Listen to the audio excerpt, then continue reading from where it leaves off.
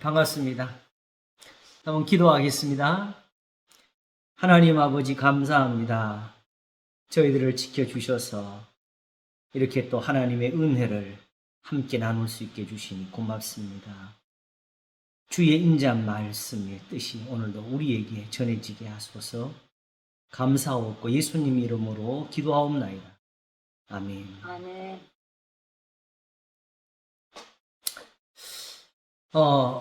의도치 않게 지금 히브리서를 우리가 지금 하고 있습니다. 근데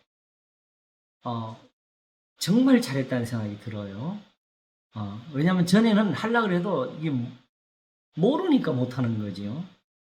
근데 이제 그 의미가 풀어지는 것 같습니다. 이것 때문에 요즘 설교도 많이 도움을 받았고, 오늘은 10장을 좀 보겠습니다.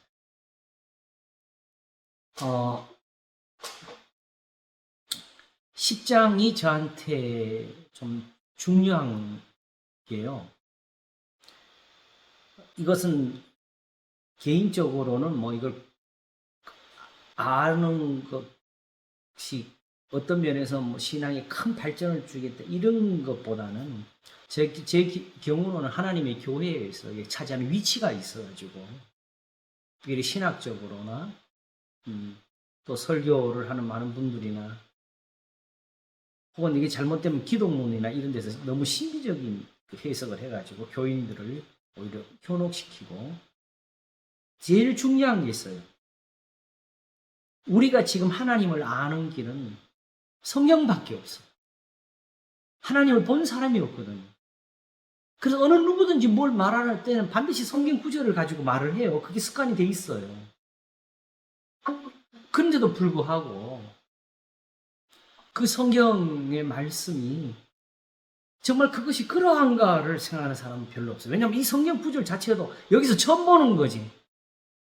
우리가 경험이 있어서 성경을 이해하는 것은 아니거든요. 그런데 바로 이런 데서 이것이 잘못되게 되면 본질적으로서 성경 자체가 전체적으로 혼란을 겪어요. 그러면 우리가 가진 모든 신앙이 함께 얽매이게 되고, 그리고 오히려 우리가 잘못 적용을 해서 전체적으로 우리 신앙에 해를 끼칠 수가 있습니다.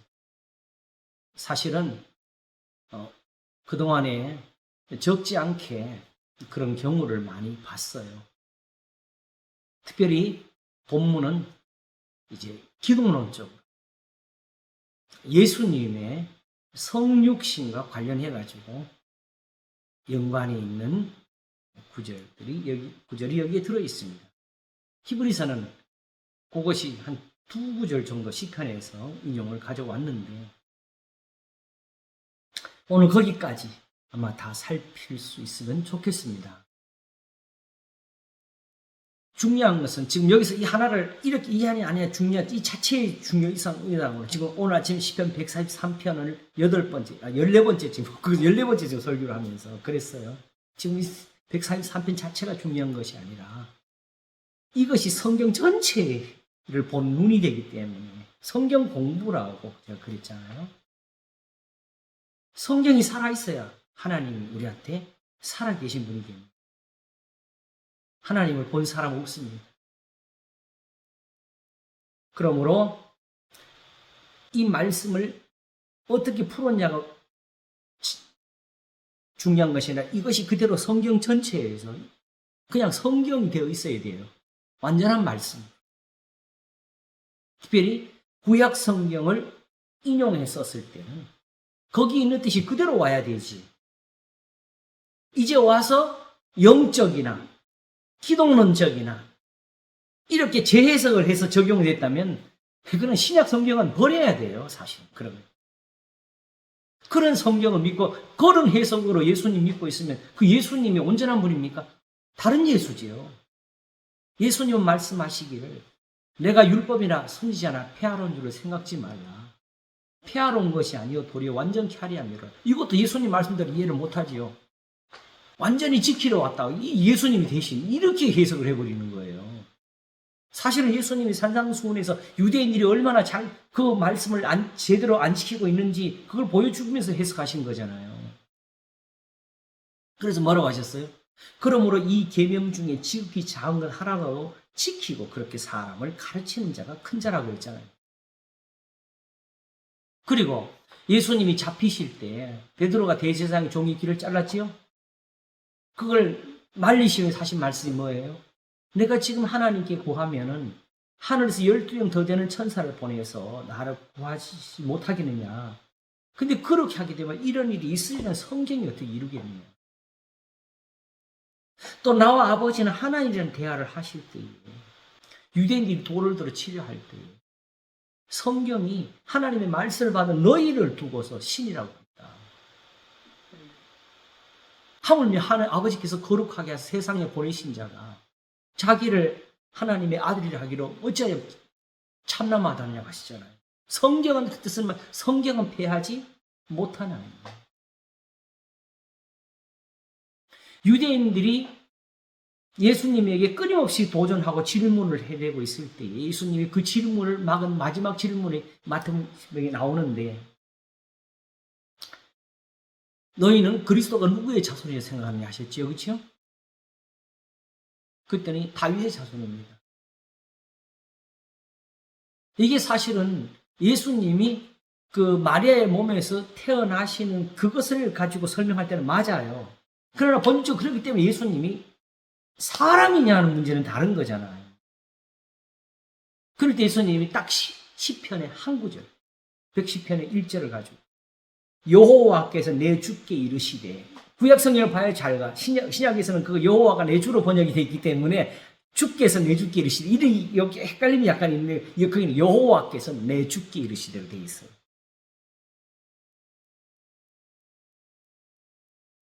그러니 다윗이 그리스도를 가리켜 주라 하였잖아요. 어찌 그의 자손이 되겠냐 하시니까 다시는 더 묻는 자가 없더라고 기록이 됐어요.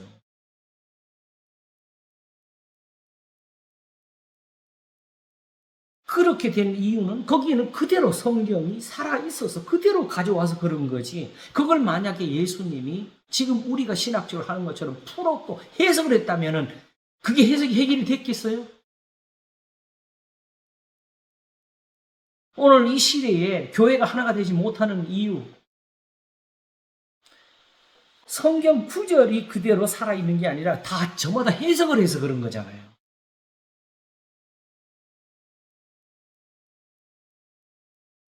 그래서 결국 어떤 증거나 풀이가 나올 때도 결국 자기가 그걸 받아들이지 못할 때 쓰는 말은 그래도 성경을 보는 관점이 다를 수도 있지 않냐. 이렇게 답을 하는 거죠.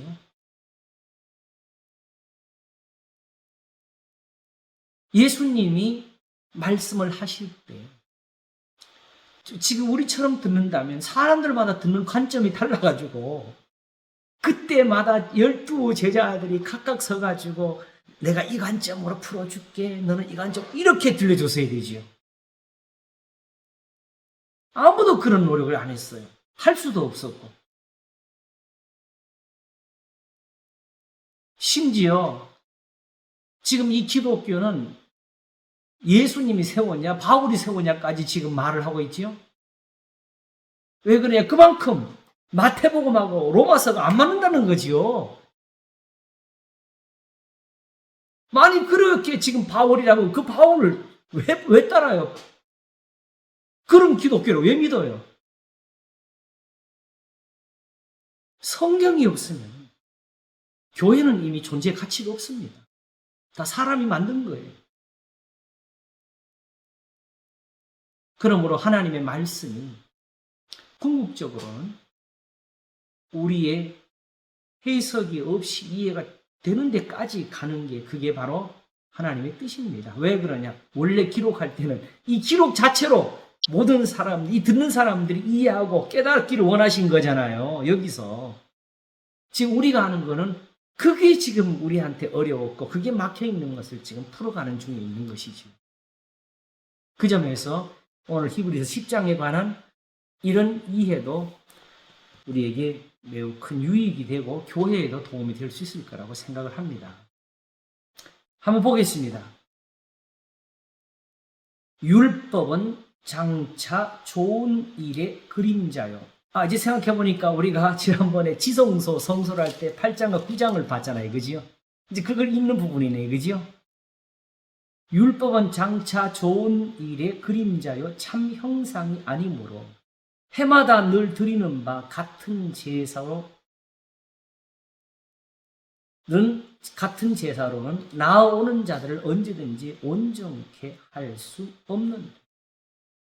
자, 여기서 중요한 것은 이렇게 율법을 말할 때는 바로 그 율법에 있는 행위, 제사와 예법에 관한 것을 말하는 겁니다. 아시겠죠? 네. 그렇지 않냐면 섬기는 자들이 단번에 정결케 하여 다시 죄를 깨닫는 일이 없으리니 어찌 들으는 일을 그치지 아니하였으리. 자, 중요한 것은 지난번에 레위기 1장을 우리가 한번 본 적이 있는 설교를 제가 했었지요. 거기 보게 되면 더 이상 가감할 게 없이 고 있는 대로가 더 이상 이런 은사가 없다고 제가 그랬잖아요. 그죠? 그것만 행하면 죄가 사해지는데. 그러므로 율법이 그냥 불완전한 건 아닙니다. 그것이 그대로 하나님께 연락이 되면 그냥 사는 거예요. 더 이상 속죄가 그 이상의 속죄가 없어요.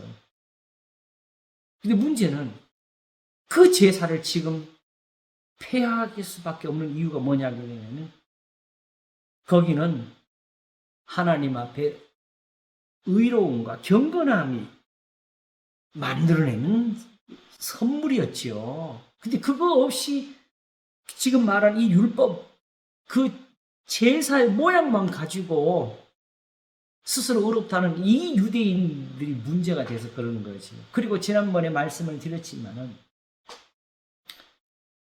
할례나 무할례가 아무것도 아니기 때문에 받아도 괜찮고 안 받아도 괜찮은, 그래서 할례자나 무할례자나 다 똑같이 그리스도 안에서 하나가 되는 거잖아요. 그러나 그렇기 때문에 지금 다시 할례를 받고자 한다면 그거는 큰 죄가 된다고 그랬죠. 갈라디아서 5장 말씀을 가지고. 왜? 그걸로 뭔가 부족한 것을 다시 채우려는 뜻이 있고, 그지요? 그걸로 하나님 앞에 더 새로워질 이유가 있다면 예수님이 부족한 거잖아요. 그래서 그리스도를 다시 시대로 현재 욕을 보이는 죄, 히브리서 6장의 죄를 짓게 됩니다. 그러므로 더 이상은 맛보지도 말고 만지도 말라는 이 가르침이 옳은 겁니다. 이렇게 하나님 앞에서 교훈을 듣지 못하고 이제 와서 내가 율법을 연구해서 율법의 선생이 되려 하는 사람들은 디모데전서 1장에서 말한 건 자기가 하는 말도 모르는 사람이 된다고요. 우리는 거기 가서 우리가 해석을 해온 게 아니라 지금 오히려 예수님의 말씀을 듣고 사도들의 가르침을 받으면서 거기 가서 지금 확인해 온 거잖아요. 근데 그냥 사도들이나 예수님이나 그걸 해석을 하고 적용을 했다 생각하면 이 눈이 안 떠져요. 중요한 것은 우리가 해석한 대로 하나님이 계시는 것이 아니고 우리가 적용한 대로 은혜를 주시는 것이 아니고 여기에 기록된 대로 이루어지고 있는 것이죠. 이사야를 통해서 우리가 특별히 율법이 그 자체로 예언이었다는 걸 우리가 확인을 했습니다. 그게 지금 이루어지는, 거기는 저주가 이루어지고 있고 거기는 복이 이루어지는 것이고 지금은 시편 143편에서 지난주에 나의 다닐 길을 알게 하소서 그걸 분명히 확인을 했지요. 이 세상을 창조하실 때 다 이루어 놓은 것이고 문제는 우리가 그 길을 모르는 거예요. 그러므로 하나님은 지금 목자가 되시는 거. 다만 그 길이라는 것이 또한 우리가 신비적인 어떤 이상한 이끌림이 아니고 우리의 영혼의 목자와 감독 되시는 돌아와니라는 베드로전서 2장에 나오는 말씀처럼 예수님이 바로 죽은 자 가운데 살아나시는 그 본이 되시려고 아버지께 순종하시는 마지막까지의 모습을 십자가에서 드러내기를 욕을 받으시되 욕하지 아니하시고 고난을 받으시되 위협하지 아니하시고 오직 공의로 심판하신 자에게 모든 것을 부탁하시니 자기 목숨을 많은 사람의 대속물로 주셨느니라. 이게 바로 예수님이 바로 우리의 본이 되신 이유지. 예수님의 십자가와 부활은 단지 예수님의 일이 아닙니다. 그리스도께서 죽은 자 가운데서 다시 살아나셨다 전파되었거든요. 바로 우리 걸 말하는, 우리가 이렇게 살 수 있다는 걸 보여주는 거잖아요. 예수님이 그 길을 가신 거예요. 이게 이제 오늘 하면서 사도행전에서 또 사도 베드로가 시편 16편을 가지고 주의 거룩한 자로 썩임을 당치 않을 것이는 그걸 예수님에게 가져간 이유를 우리가 함께 다시 보면서 이해하게 될 겁니다. 이걸 혹시 내가 잊어버릴 수도 있으니까 기억해 두시고. 자, 한번 보겠습니다. 그러므로 다만 온전함으로 따진다면은 이 제사 자체도 한 번 속죄를 했으면 그걸로 완전히 끝나야 되는데 해마다 생각을 하게 하셨다. 요걸 여기서 말하는 거죠. 그래서 2절에 그렇지 아니하면 섬기는 자들이 단번에 정결케 하여 다시 죄를 깨닫는 일이 없으리니 어찌 드리는 일을 그치지 아니하였으리. 그러나 이 제사들은 해마다 죄를 생각하게 하는 것이 있나니 이는 황소와 염소의 피가 능히 죄를 없이 하지 못합니다. 문제는 여기서 나옵니다. 그러므로 세상에 임하실 때에 가라사대 하면서 시편 40편이 인용이 되죠. 그죠? 이게 우리가 너무나 잘 아는 성경이잖아요. 하나님이 제사와 예물을 원치 아니하시고 오직 나를 위하여 한 몸을 예비하셨도다. 자, 여기서부터가 이제 사실은 큰 부딪힘이 되는데요. 자, 여기서는 우리가 양쪽을 비교해가면서 우리가 보도록 하겠습니다. 자, 시편 40편을 한번 펼쳐놓고 한번 보도록 하겠습니다.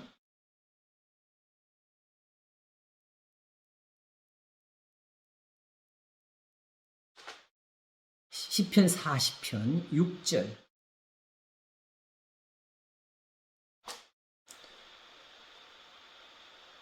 주께서 나의 귀를 통하여 들리시기를 제사와 예물을 기뻐하지 아니하시며 번제와 속죄제를 요구치 아니하신다 하신지라.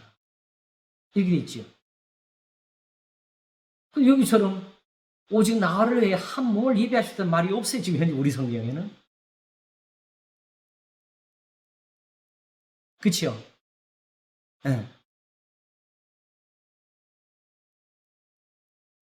자, 이거는 제가 볼 때는 기본적으로는 사본상의 문제일 수가 있습니다.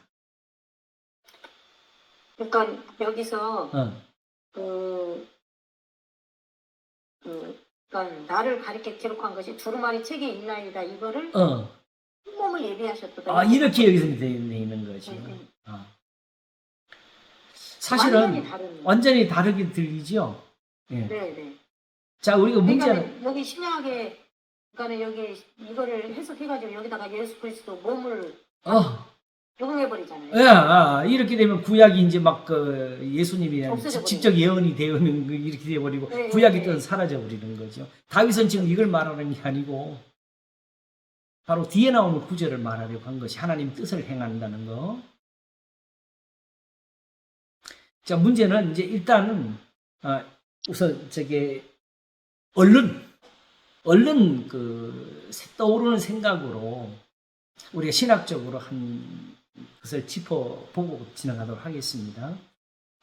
우선 우리가 가진 구약 성경은 신약 성경하고 또 달라서 다른 사본들이 없이 소위 말하는 히브리어에 능통한 마소라 가문, 우리 학자들이죠, 그죠? 그 가문에서 구약의 모든 사본들을 다 불태워버리고 자기들이 정리한 것을 가지고 이걸 전했어요.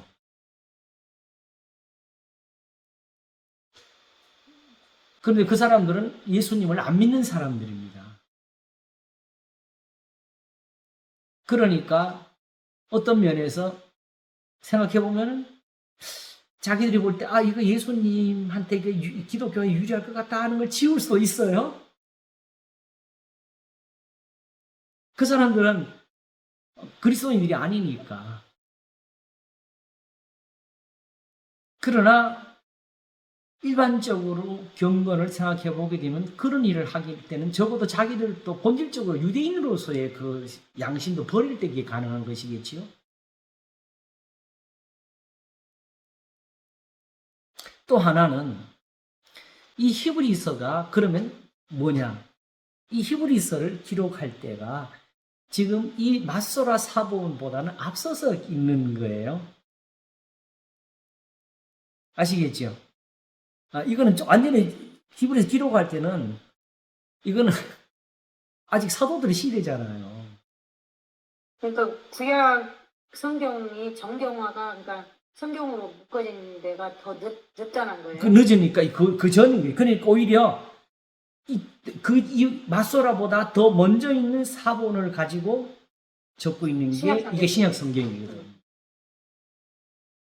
그러니까 이 마소라하고 이때의 그 사도들이 쓰던 성경하고가 다를 수가 있어요. 정리면에서나 혹은 사본적으로. 네. 그런데 우리는 그런 것도 안 따지기 싫어해. 우리한테 유리하면 좋아해. 근데 이런 양심 가지면 안 돼요. 왜냐하게 되면 우리가 이미 잘못되어 있을 수 있기 때문에. 신학의 마소라 학파들이 갖고 있던 네. 그 사본과 네. 사도들이 갖고 있던 사본이 다를 수 있다는 거예요. 그렇지요. 더군다나 따지면 한 300년, 이게 마소라가 4세기인가 5세기인가 그렇지요? 예. 네, 6세기. 예. 그러면 이거는 한 3, 400년 이상 차이 나는 거예요. 그 전 거거든요. 더군다나 이 시대의 사본이라는 거는 지금 같은 이런 출판이 아니고 정말로 각자 백기기 사본을 써가지고 이 사람 저 사람에서 많은 그 사본이 나올 수 있거든요. 이런 데서 신학 공부한 사람들이 서로 이런 데서 다 넘어져. 신학 믿음을 못 가지면 못 가져요. 그런데 이제 제가 요새 어떤 분하고 대화를 한 게 있는데 제가 그거 한번 쫙 정리해서 보내드릴게요. 우리하고 성경 공부한 만큼 카톡에다 대화를 쫙 적어가지고 나누는 게 있어. 근데 목사님 그러면은 네. 지금 신약 성경 성도들이 원하는 거는 한 몸이 더 우리에게는 맞죠? 이게 더 좋지요. 그렇죠. 예. 이게 더 좋잖아요. 예, 좋지요. 예. 근데 제가 이렇게 지금 모두 듣고 있는 사람들한테 제가 경고를 분명히 드립니다. 왜냐하게 되면은 그럼 우리 망한 겁니다. 왜냐하게 되면은 실제로 성경에 없는 것이 여기 들어와 있거든요. 그걸 보고 우리는 이게 우리한테 맞다고 좋아하니까 우리가 잘못되어 있을 수 있어요. 우리한테 맞춰진 거지. 성경이 맞는 게 아니잖아요. 그렇죠, 그렇죠. 이게 중요한 거예요. 제가 거기서 글을 뭐라고 썼냐게 되면은 지금처럼 이렇게 사본이 복잡하고 신학자들의 눈에는 정경이 안 보이는 이런 혼란 속에서 우리가 거기서 또 번역이 돼가지고 한글로 와가지고 지금도 그 한글끼리 부딪혀가지고 또 새 번역을 만들고 새 성경을 하는 이 순간에 뭘 가지고 우리가 예수님 믿어야 되느냐? 하나님의 말씀 성경에서 하나님의 말씀이라는 게 뭐냐? 자, 여러분 요한복음 오늘 아침 설교에서 그래도 요한복음을 읽어보게 되면요. 예수님 말씀을 몇 가지나 들어요, 거기서. 유대인들하고 대화하는 거는 엄청나게 많죠. 그러나 직접적으로 우리가 들어야 될 말씀은 사실은 거의 없어요. 오직 한 가지가 있어. 서로 사랑하는.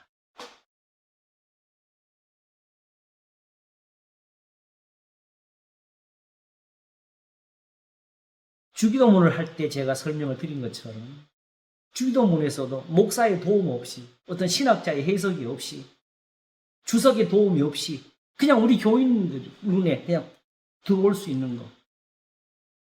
우리가 우리에게 죄 지은 자를 사하여 준 우리의 죄를 사하여 주옵시고. 이게 제일 확실하고 우리를 시험에 들게 하지 마옵시며 다만 악에서 구하옵소서가 있어.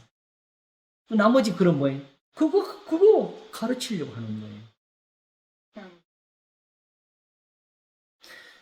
자, 예수님이 특별히 말씀하실 때 이것이 제일 큰 계명이라고 하셨잖아요. 사도 바울은 최고의 법이라고 했어요. 최고한 율법, 야고보서도 최고한 율법이라고 그랬어요. 사도 바울은 율법 완성이라고 그랬어요. 그런데 사람들은 성경을 보다가 이런 데는 사실은 별 움직임이 없어요. 이건 너무너무 쉬운 거고 명백한 거고 이거 한마디에 가서 교회에서 설교할 때 무슨 이렇게 그냥 읽어만 주면 무슨 감동이 오겠어요. 이걸 매일 읽으면 교인들이 교회 오겠어요?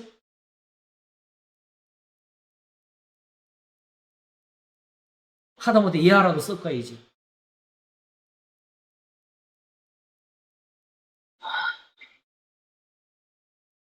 그런데 어떤 복잡한 데서 어떤 어려운 데서 무슨 해석을 했든지 성경은 피할 수가 없습니다.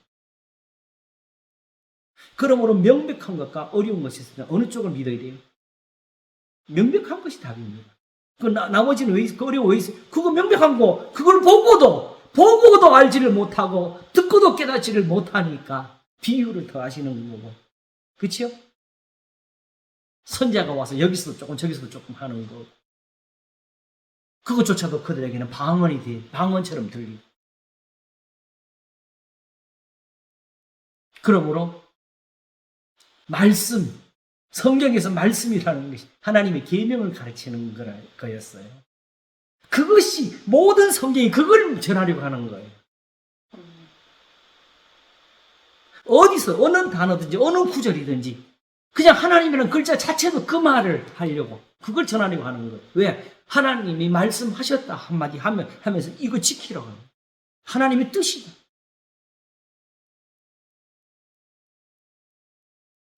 그래서 지금 이제 앞으로 한 두세 줄을 더 가야 되나? 9절이 남았으니까 8절에서 아침에 나로 주의 인자 말씀을 듣게 하소서 나의 다닐 길을 알게 하소서 한 거 10장 가면 뭐가 나오지? 주의 뜻을 행케 하소서로 바뀌잖아.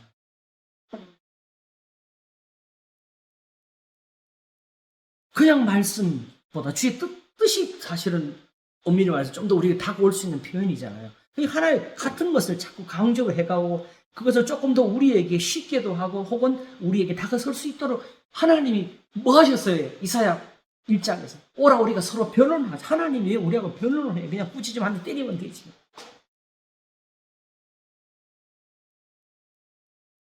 욥에게 주시는 은혜가 있어야 돼요. 욥이 그렇게 해서 하나님 결국은 해결을 해야 될 자리인데 그 욥을 그렇게 해결시키려고 하나님 욥하고 다투시잖아요. 매를 때리는 게 아니고.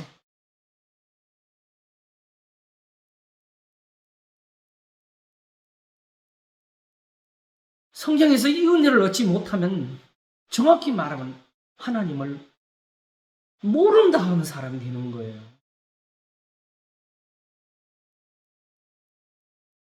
그러므로 모든 성경은 다 한 가지를 가리키고 있습니다. 그렇기 때문에 이대로 성경이 완전하고 이대로 성경이 살아 있습니다. 전부 다 만일에 사본에다 손을 대고 싶었으면 신비로운데 어려운데 요런 데서 뭔가 그걸 조금 더 쉽게 하려고 하든지 자기 생각을 넣고 싶었을 때에서 있겠지요. 근데 계명은 손을 안 댔어. 이건 별 크게 안 여겨졌나 보지. 감사한 일이네요, 그건. 계명에 손을 안 대서. 그리고 그렇게 했어도 그뿐만 아니고 모든 성경이 다 이렇게 살아있어요. 지금 우리 눈에 보이듯이. 우리가 뭐 대단한 사람이에요? 제가 뭐 대단한 자, 이제 보겠습니다. 그런데, 왜 여기서 한 몸이 돼요? 근데 이게 그대로 이것이 지금 현재의 이 성경과 같은 뜻이 된다는 걸 제가 이제 설명을 드리겠습니다. 문제는 어디서부터가 문제냐게 되면요. 일단은 그 다음 구절 마저 읽어보겠습니다. 일단 히브리서에 가서 그대로 한번 보겠습니다. 전체로 번제함과 속죄제는 기뻐하지 아니하시니 이에 내가 말하기를 하나님이여 보시옵소서. 두루마리 책에 나를 가리켜 기록한 것 같이 하나님의 뜻 행하러 왔나이다. 자, 요까지는 그래도 뒤에 좀 있지요, 구절이?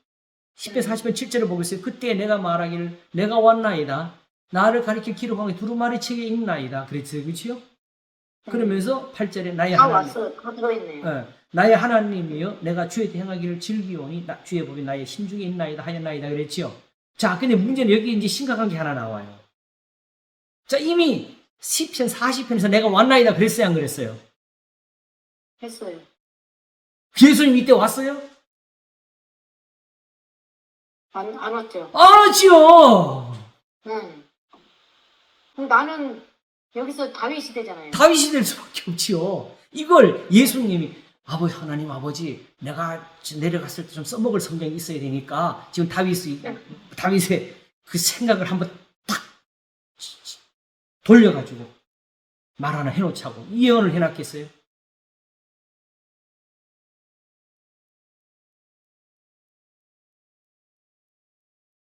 다윗은 지금 뭘 말하겠냐면 8절이죠. 내가 주의 뜻 행하기를 즐기오니 주의 법이 나의 심중에 있나이다.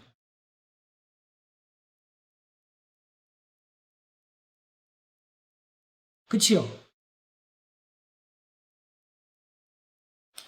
자, 그러면 이 말씀을 우리가 어떻게 이해할까? 문제는 여기서부터 잘못됐냐게 되면요. 바로 5절입니다. 그러므로 세상에 임하실 때에 라는 표현을 썼어요. 이것도 그대로 가져가 볼까요? 자, 그럼 10편 40편으로 가겠습니다.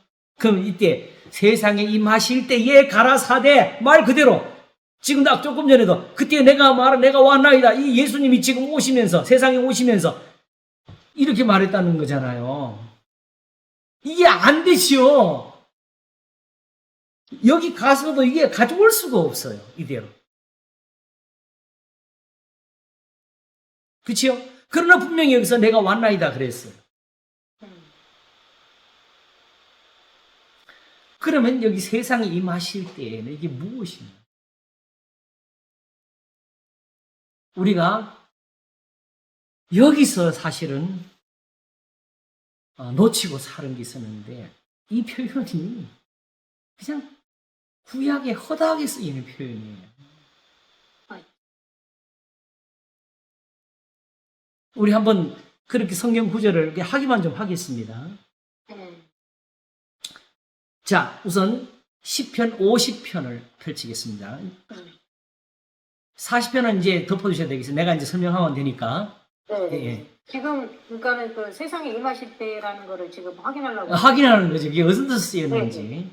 예. 10편 50편에 50편 1절을 먼저 보겠습니다.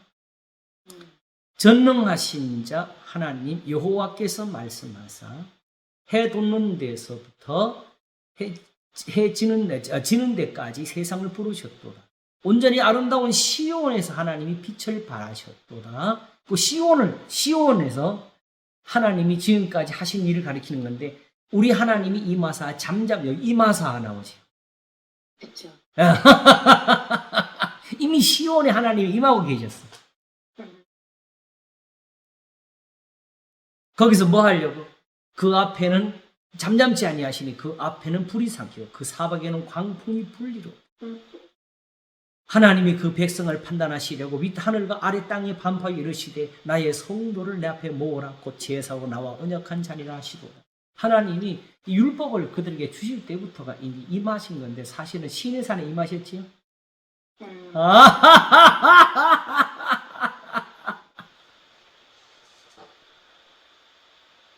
주여. 또 호세아를 한번 보겠습니다. 호세아 6장 1절에서 3절입니다.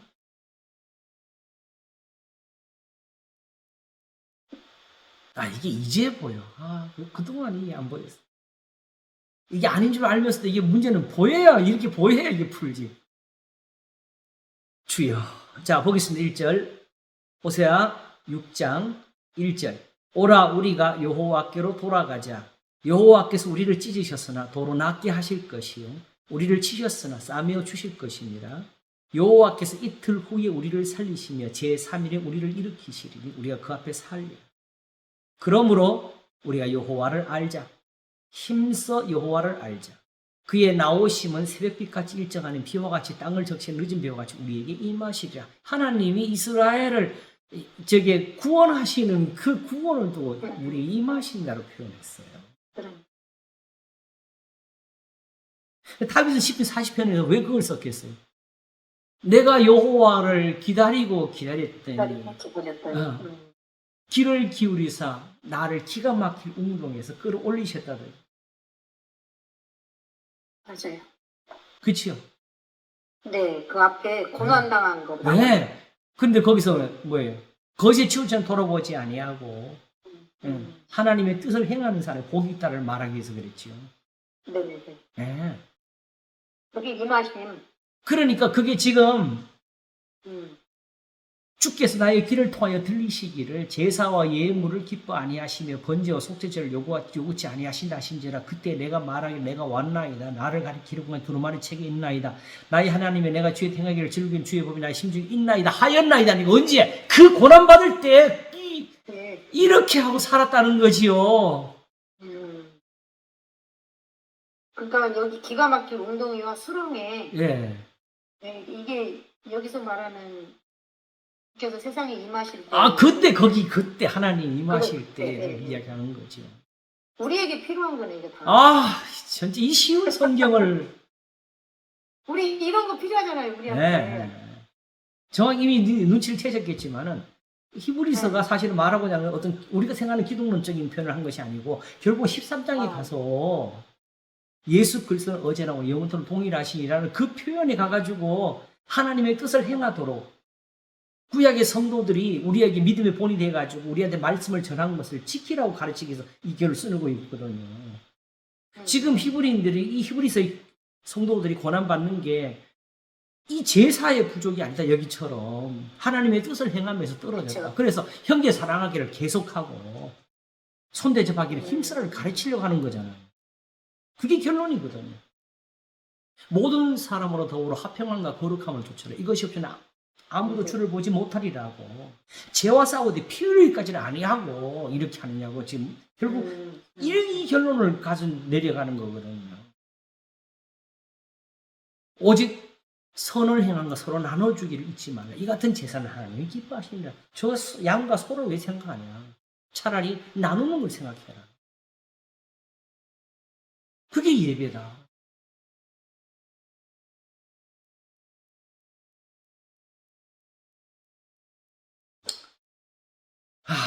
이게 일정하다는 거예요, 하나님.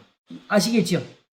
이 어려운 게 아니고, 이거 하나를 몰라가지고, 일정하시는 이 하나를 몰라가지고, 오직 심리적인 걸 풀고, 제사에다 의미를 더하고, 기도에 어떤 그 영적인 범위를 넓혀가면서, 맛보지도 말고 만지도 말라 하는 것을 우리를 이끌어가고 있잖아요. 목사님, 그러면 여기서 한 몸을 예비하셨도다. 사실은 그 뒤에 다 나오잖아요. 7절까지 보면. 이게 전사님이 눈치를 채셨네. 바로 거룩한 몸. 하나님 앞에서 내가 변화를 받아야 될 그 몸. 그걸 가르치는 거예요. 하나님 앞에 연락될 몸. 그 몸을. 아벨과 그 제물로 연락하셨다는 처럼 내가 하나님 앞에 기쁨을 드릴 수 있는 몸. 나의 변화. 나의 변화. 그러면은 그 마소라 그 학자들은 요거를 빼고 그까지는 정확히 우리가 모르니까 지금 추측으로 그저 이야기했는데 그러나 그렇죠. 뺐어도 이 말은 이 말 자체에서 다 통하고 있으니까 상관이 없어 이대로 지금. 상관이 없어. 사람이 손을 대도 못 바꾼다니까요. 네네. 그러니까 하나님이 나한테 임하셔서 그 기가 막힐 웅덩이에서 건져내시려고 나를 위해서 한 몸을 예비하시고 나에 대해서 기록한 것을 성경책에 두시고 주의 뜻을 행하게 하셨다고. 이것이 바로 고린도 후서에서 말하기를 그런 즉 누구든지 그리스도 안에서 새로운 피조물이라 하는 이걸 말하는 거지. 새로운 몸을 가르쳐. 나의 원한. 진짜 이걸 그러니까 성경을 모르면 몰라. 방언이 방언. 방언이에요. 모든 사람이 방언. 그래서 그 몸이 하나님의 뜻을 행한 몸이에요. 네, 지금 히브리어, 헬라 공부해도 이렇게 성경을 모르면 이게 다 방언이에요. 유대인들이 지금 이걸 모르고 있는 거잖아요. 그러니까 이렇게 되어야 아까 기가 막히게 운동. 그렇지요. 거기서 건짐이 되는 건데 수 있다. 지금 히브리서의 교인들이 성도들이 고난을 받으면서 거기서 나올 수 있는 이 지혜를 모르고 그렇죠. 산다는 거예요. 왜 제사와 예물을 하려고 그러냐? 이 다윗이 건짐 받은 거, 이 새 몸으로 가라고. 그렇죠. 근데 우리는 예수님을 그 구약의 율법의 제사 대신에 신약의 제사 제물로 다시 그렇게만 해석을 해서 그런 거죠. 그냥 원래 이 뜻을 이루시려고 예수님은 우리 죄를 죽으신 거예요. 그래서 그 흔적이 나오냐게 되면 어디 나오냐? 바로 10절을 보게 되면은 이 뜻을 조차 10절 히브리서 10장 10절.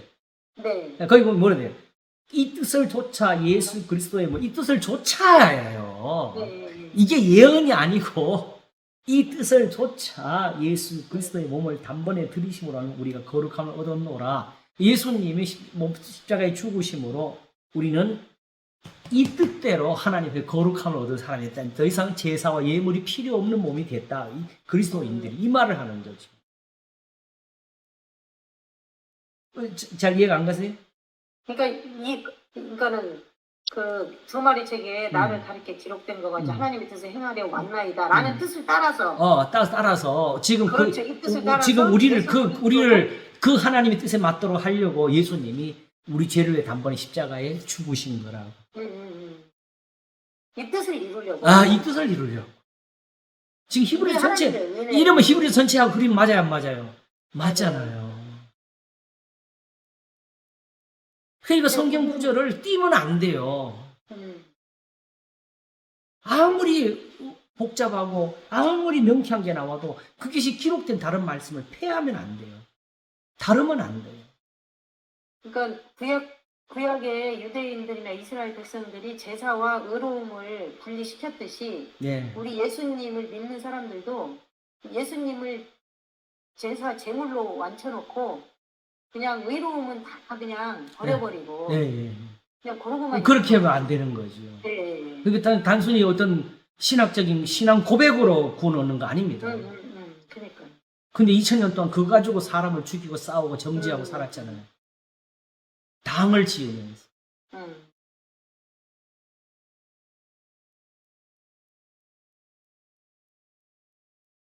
그러니까 기독론이나 이런 것들이 너무 위험한 거죠. 존신학이 교회에 가장 유익하면서도 가장 위험한 데 있어요.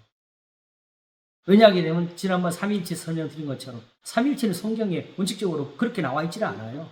하나님이 그걸 요구치도 아니하셨어요. 그 신앙을. 그렇죠. 단지 제가 그 삼위일체나 이 교리에서 중요한 걸 찾은 것은 이 교리가 온전히 세워지지 못하면 문제는 바로 여기 말하시죠. 그리스도의 십자가의 죽으심이 이게 헛된 것이 되기 때문에 거기에 모든 초점이 있어요. 모든 신학의 초점은 거기가 있어야 돼요. 어떤 신학적인 발견이나 해석에 유리한 기독적 유리한 게 나와가지고 갑자기 그거 없이 지금처럼 요즘 그 주로 구원파에서 나오는 것처럼 거듭남만 강조하는 이런 식으로 가면 안 되죠. 거듭남도 사실은 성경에서 말하는 그 해석하고 맞지 않는 건데.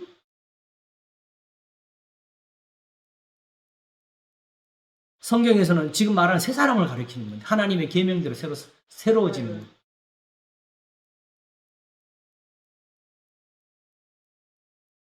근데 마치 내가 다른 사람하고 신앙이 생각해보면 신대롭잖아요. 어떻게 안 믿는 사람들이 이렇게 전도를 해요. 그 사람들이 하나님이 살아계신 걸 알게 하지. 이런 생각하게 되면 우리처럼 신앙 갖는 게 이게 보통 신비로운 일이 아니거든요. 그렇죠.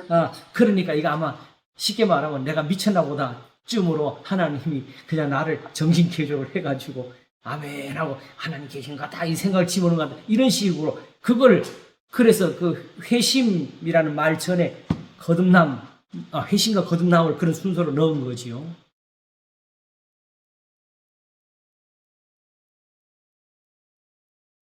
그렇게 했으면은 선지자가 왜 필요했어요? 사도들은 왜 옥에 갇히고 매를 맞고 죽어야 돼요? 그렇게 했으면 이 서신을 쓸 필요가 없었지. 그러니까 결국 그 기가 막힐 웅덩이에 빠져 있는 성도들이 지금 다윗처럼 이렇게 하나님 뜻을 행하기를 즐겨 하는 한 몸이 되어서 예. 구원을 받으라 이 말이죠. 그 말이지. 음. 하나님은 일정하시다. 그렇죠, 그렇죠. 근데 그런 거를 조금 알면서 사람들한테 어떤 이제 내가 조금 아는 걸로 얘기를 하면은 도저히 받아들이지 않는 거예요. 못 받아들이는 거 왜 그러냐게 되면 진짜 그분들은 우울해져요. 예. 대화가 안 되고. 이게 이제 제가 특별히 요즘 이제 경험하는 거, 요즘 새로 이제 그 만나는 목사님 보게 되면 다 나이 많은 분들이거든요. 어떻게 했든지 간에 저처럼 40년, 30년 목회를 해온 분들, 그냥 목사 일만 해, 목회만 해, 신학자가 아니라 나름대로 다 자기 경험을 갖추고 있고, 자기 경륜이 있고, 자기 해석이 있고, 지금 그래요. 근데 그 자기들은 그것 때문에 지금까지 살아왔거든요. 그걸 지금 이렇게 이야기하고 그거 한 번에 다 무너뜨리는데 그게 어떻게 가능하겠어요? 그리고 우리 생각에는 교회에서 목사가 가르치고 신학자들이 해석을 해주면 그걸로 교인들이 자기 신앙을 삼는 줄 아는데 천만에 자기는 그걸 가지고 또 자기 경험을 거기다 더 보태기 위해서 자기 신앙으로 살고 있는 거예요. 엄밀히 말하면은 우리는 이미 다 미신에서부터 출발해가지고 이 신앙으로 들어왔어요. 성경으로서 시작한 것이 아니에요. 그게 우리한테 이런 혼란을 주고 우리 어려움을 겪게 하고 있어요. 맞아요. 그래서 엄청 혼란스러워요. 어떻게 가야 되는가. 예. 정말 혼란스러워요. 아이고 주여. 자, 우리가 요새 시편 143편 보잖아요. 그죠? 바로 그 앞뒤에 쫙 깔려서 144편에는 이렇게 있어요. 시편 144편 한번 보겠습니다. 이까지만 와도 벌써 다 드러난. 아, 주여. 그 어떻게 해요, 우리가? 우리도 이 순간까지 몰랐잖아요. 144편 보겠습니다. 나의 반석 여호와를 찬송하리로다. 저가 내 손을 가르쳐 싸우게 하시며 손가락을 가르쳐 치게 하시도다. 자, 요 표현으로 시작한 거예요. 아시겠죠? 요것이 어디로 가나 보세요. 여호와는 나의 인자시요, 나의 요새시요, 나의 산성이시요, 나를 건지시는 자시요, 나의 방패시요, 나의 피난처시요, 내 백성을 내게 복종케 하시는 자시로다. 요것은 어떤 사람들이 해석하게 되면 정치적으로 써먹을 수 있어요. 그러나 절대 그런 건 아닙니다. 이런 것이 다 이루어진 것은 하나님이 다윗을 지켜서 한 거죠. 3절 여호와여 사람이 무엇이건 주께서 저를 알아주시며 시편 8편 같은 게 나왔어요. 인생이 무엇이건 저를 생각하시나이까. 사람은 헛것 같고 그의 날은 지나가는 그림자 같으니라. 자, 여기서 바로 여호와여 주의 하늘을 들이우고 강림하시며 산들을 접촉하서 연기가 바라게 하소서. 자, 여기서 강림 임하소서가 나왔어요. 하나님이 임하셔서 산들에 접촉하사 연기가 바라게 하소서. 이거는 뭘 상상한 거예요? 신의 산을 상상한 거지요. 지금도 그렇게 해서 다시 이걸로 뭐 하라고? 신의 산 하신 게 뭐예요? 결국 그들을 가르치신 거죠. 하나님의 임하심은 가르치심에서 나옵니다. 번개를 번뜩이사 대적을 흩으시며 주의 살을 바라사 저희를 파하소서. 위에서부터 주의 손을 펴사 나를 큰 물과 이방인의 손에서 구하여 건지소서. 이거다 하실 거 하나님 이렇게 하십니다지요. 저희 이번 괴사를 말하며 그 오른손은 거짓의 오른손입니다. 제가 이제 그동안에는 완료와 미완료를 해석을 할 때 완료는 주로 이제 과거를 해석했고 미완료는 앞으로 하실 걸 해석했는데 그 사이에 이제 접점이 바로 현재라고 그랬는데 사실은 그 미완료가 그냥 현재입니다. 그게 영원이지. 그게 앞으로 하실 게 말이에요. 지금 현재 하고 영원히 하고 계신다는 걸 말하는 거예요. 미완료가. 그러므로 지금 하나님이 이렇게 하고 계신다는 거죠. 하나님이여 내가 주께 새 노래를 노래하며 열줄 비파로 주를 찬양하리이다. 주는 왕들의 구원을 베푸시는 자시요 종 다윗을 그 해하는 칼에서 구하시는 자신입니다. 이방인의 손에서 나를 구하여 건지소서. 저 이번 괴사를 말하며 그 오른손은 거짓의 오른손이. 자, 저 사람들 손에 구해야 될 이유는 저 사람들에게는 진실이 없습니다. 하나님 말씀이 없습니다.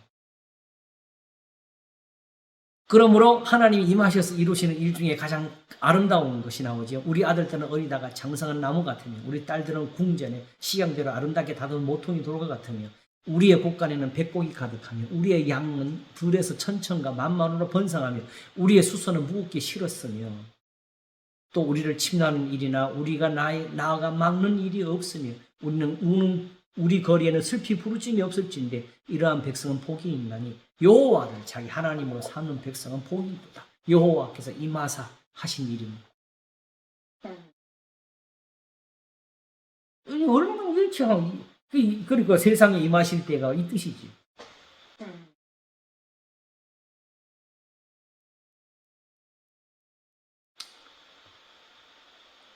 자, 시편 70편을 한번 보겠습니다. 순서 없이 제가 인들을 찾았습니다. 시편 70편 1절. 주여. 다 다윗의 시편이네요. 읽겠습니다. 하나님이여 속히 나를 건지소서. 여호와의 속히 나를 도우소서. 자, 요 편을 시작하지요. 내 영혼을 찾는 자로 수치와 무한을 당케 하시며 나의 상함을 기뻐하는 자로 물러가 욕을 받게 하소서. 아하 하는 자로 자기 수치를 인하여 물러가게 하소서. 주를 찾는 모든 자로 주를 인하여 기뻐하고 즐거워하게 하시며 주의 구원을 사모하는 자로 항상 말하기를 하나님은 광대하시다 하게 하소서. 나는 가난하고 궁핍하오니 하나님이여 속히 내게 임하소서라는 표현을 여기 썼지요. 그렇지요? 다윗이 항상 이 표현을 가지고 썼어요. 결국 뭐예요? 와서 나를 가르쳐 달라고. 가르쳐서 도와달라고. 그러니까 도와달라는 의미를 나를 가르쳐 주세요. 그래 임하사 임하실 때 한 몸을 예비하셨다 이렇게 이거죠. 나를 새롭게 해서. 오늘 아주 그냥 내가 웃음이 막 터지는 터져. 네. 자, 그다음부터 한번 보겠습니다. 기도가 그거 해야 돼요. 나를 새롭게 해주세요. 예. 하나님이 오셔서 하시는 그것만 하시면 왜냐하면 복과 저주를 이미 창조 때 만들었습니다. 만들어 놨으니까. 자, 우리가 아는 141편을 보겠습니다. 거기는 1절에서 바로 나와요.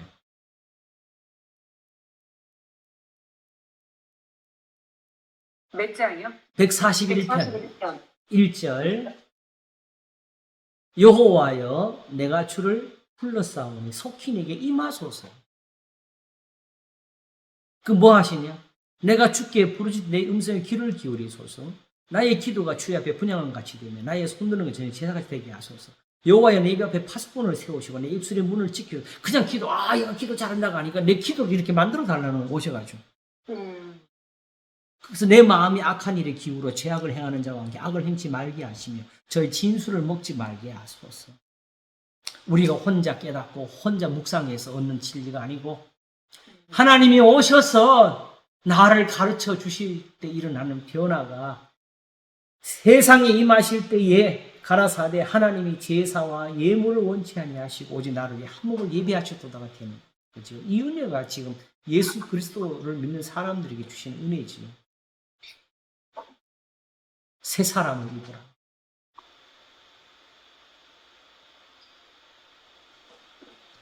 그러니 어떻게 해요? 아유 참. 이거는 제가 읽을게요. 이사야 19장 1절인데 제가 읽을게요. 들어보세요. 애굽에 관한 경고라. 여호와께서 빠른 구름을 타고 애굽에 임하시리니 이건 이제는 애굽에 벌주로 가시네. 애굽의 우상들이 그 앞에 떨겠고 애굽인의 마음이 그 속에서 녹으리로다.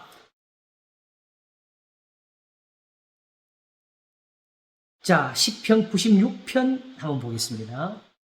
오늘 골고루 이건 읽기만 해도 되겠어요. 충분히 읽어봅시다.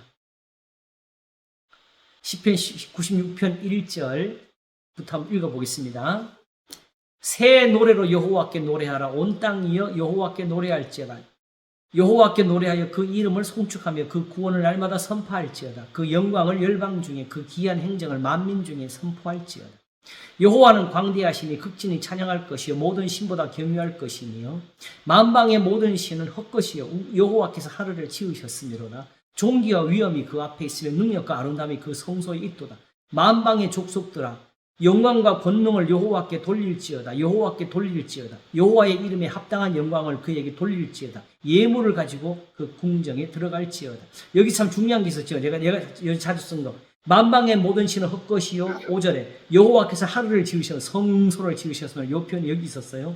그 다음에 9절 가겠습니다. 아름답고 거룩한 것으로 여호와께 경배할지어다. 온 땅에 그 앞에 떨지어다. 열방 중에서 이르기를 여호와께서 통치하시니 세계가 굳게 서고 흔들리지 못할지라. 저가 만민을 공평히 판단하시리라 할지로다. 하늘은 기뻐하고 땅은 즐거워하며 바다와 거기 충만한 것을 외치며 밖과 그 가운데 모든 것은 즐거워할지로다. 그리할 때에 삼림의 나무들이 여호와 앞에서 즐거이 노래하리니 13절 저가 임하시되 땅을 판단하리. 하나님 임하시는데 세상이 이렇게 되는 거예요. 악인들은 멸망을 당하고 이스라엘에게는 구원이 임하는 거예요. 어떻게 해서 저가 임하시되 땅을 판단을 임하실 것이라. 와서 뭐 하시냐. 저가 의로 세계를 판단하시니 그의 진실하심으로 백성을 판단하시기 때문에 그렇다는 거죠. 우리는 심판 그럼 마저 최후 심판만 생각하잖아요. 그죠? 그러니까 안 되는 거야.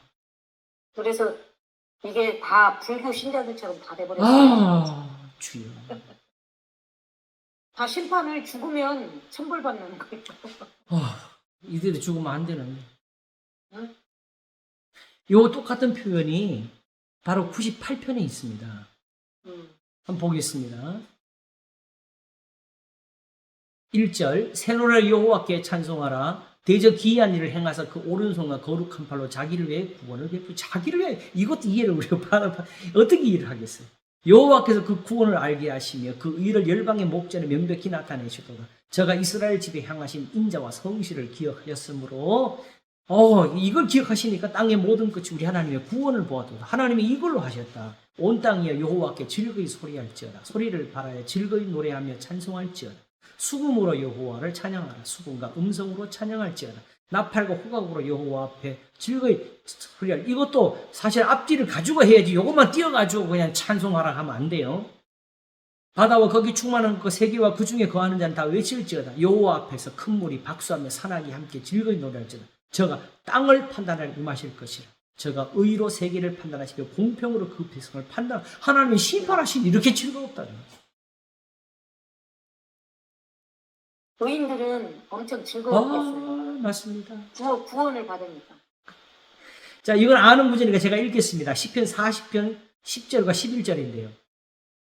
보라 여호와께서 장차 강한 자로 임하실 것이요 친히 그 팔로 다스리실 것이라. 보라 상급이 그에게 있고 보응이 그 앞에 있으며 그는 목자같이 양무리를 먹이시며 어린 양을 그 팔로 품에 안으시며 젖먹이는 암컷들을 온순히 인도하시라. 하나님의 인도하심이 있고 심판하시니 악인들에 대한 심판이 함께 나타나요. 그죠? 하나님 임하시는 가장 중요한 이유는 하나님의 가르치심입니다.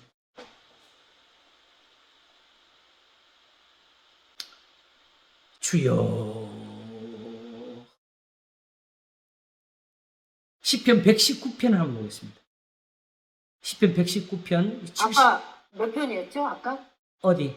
아까 96편, 98 조금 전에 10편 40편. 네? 10편 40편이요. 아니, 이사야 40장.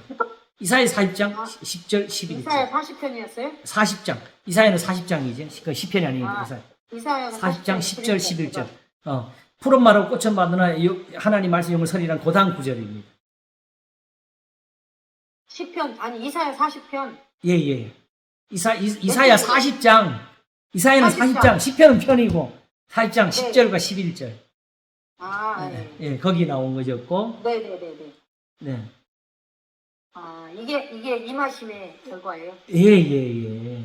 자, 요번에는 또 이사야 60장 한 번 더 보겠습니다. 1절과 3절. 예, 여기 유명한 말씀이 나오죠. 이거는 우리 딱 보면 아실 거예요. 이사야 60장 1절과 3절 보겠습니다.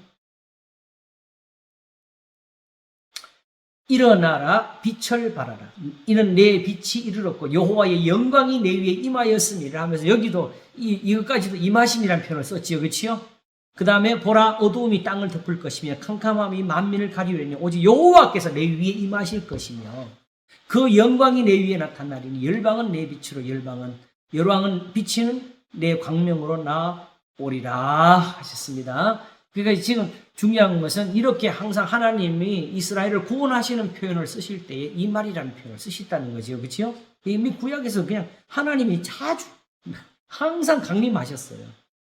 어디를 보시냐게 되면요. 시편 119편 아까 찾자 그랬죠. 119편 75절과 77절을 보겠습니다. 시편 119편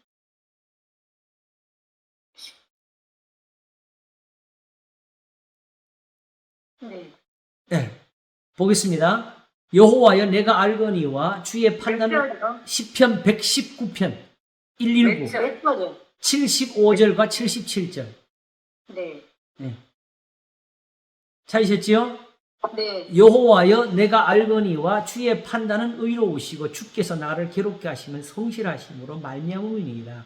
구하오니 주의 종에게 하신 말씀대로 주의 종이 하신 말씀대로 주의 인자하심 나의 위안이 되게 하시며 주의 긍휼히 여기심이 내게 임하사 나로 살게 하소서. 이제는 긍휼이 임하사 나로 살게 하소서라. 결국은 이 말씀의 가장 중요한 목적은 가르치시는 데 있다는 걸 알게 되지요.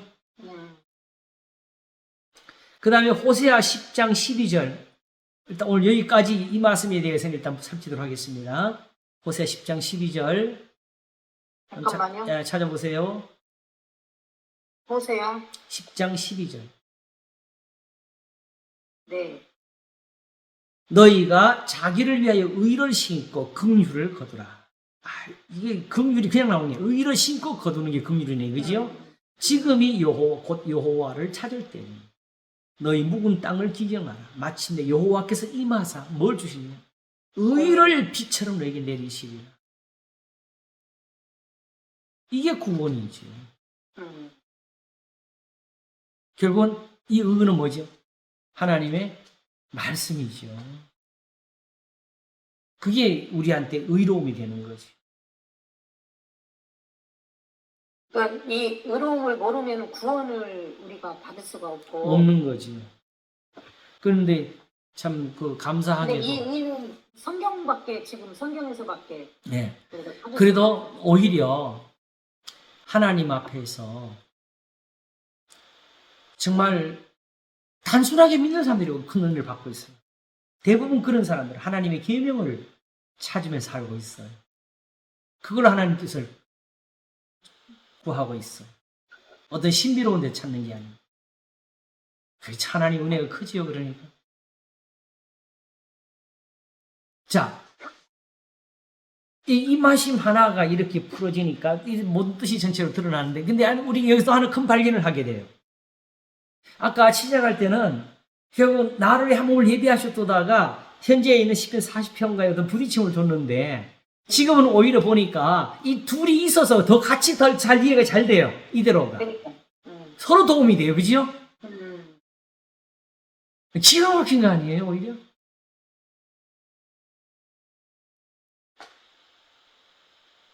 그러니까 그냥 사본학을 접한 사람들이 보게 되면 아예 성경이 못 믿을 것처럼 되어 있는데 왜 하나님이 이렇게 하셨을까? 하셨을 때에 이렇게 하셔도 하나님의 말씀은 살아있다. 참 이게 하나님의 지혜지요. 그러니까 여기 그 독자들이나 여기 이렇게 쓴 성경을 기록한 그 제자들 속에는 이미 다 정립이 돼 있어요. 이렇게 읽어도 이 뜻이 나오고 저렇게 읽어도 이 뜻이 나와요. 다만 우리에게는 이제 어려워. 네. 우리는 사실은 미리 기독론을 가져서 그래.